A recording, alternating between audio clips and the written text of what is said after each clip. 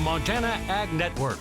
And good afternoon, friends. It's time for your Farm and Ranch news. Well, U.S. corn and wheat organizations are working Capitol Hill this week, trying their best to get a better trade aid deal for their growers than what they received in the first round. Soybean growers made out a lot better in the first round of trade aid because, well, they say they were hit hardest when China stopped accepting imports of U.S. soybeans.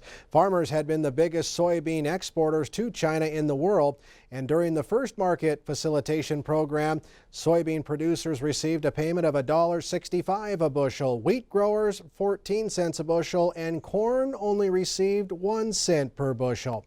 And as we've reported, the Trump administration is considering another $15 billion in trade aid for U.S. commodity growers. In some other news, according to the latest AEM sales data, U.S. sales numbers of ag tractors and combines were up in almost every category.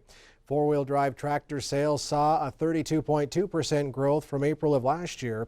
Between the increase of sales between the total two-wheel drive tractors and four-wheel drive tractors, overall farm tractor sales experienced 12% growth.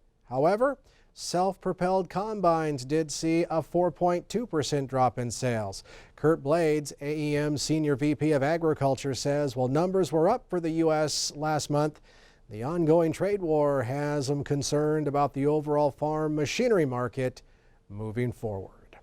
And before we head to break, the National Ag Statistics Service is beginning to collect data from approximately 50,000 farmers and ranchers nationwide for its annual Ag Resource Management Survey. The ARM survey looks at all aspects of U.S. ag production, including farm financial well-being, chemical usage, and various farm characteristics. This year, the survey will even take a closer look at barley, cotton, and sorghum production in the U.S. The information producers provide through the survey influences both national and state policy-making decision makers. In addition, ARM's data is used to calculate the farm sector portion of the U.S. gross domestic product. Stay with us. We'll have more ag news right after this. Well, there's some big news happening these days in the beef and dairy industries. That's because Holstein Association USA and the American Simmental Association are collaborating to release a new branded program called Wholesome.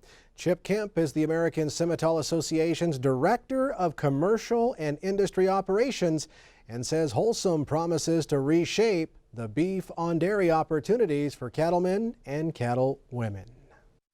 We're all aware of some of the serious economic pressures that the dairy producers face at this point in time. Some of those clearly are on the more traditional side of their business, but also on the terminal calf side, they've faced unparalleled pressures. And so all we're trying to do is take the same approach that dairy producers and Holstein members specifically are used to, and that's taking the best tools available at that point in time and apply them to a profit portion of their business. Now, if you'd like to learn more about this first ever partnership across the dairy and beef breeds or view a list of those Wholesome eligible bulls, visit HolsteinUSA.com or Simmental.org. That's a look at your farm and ranch news. Have a great day.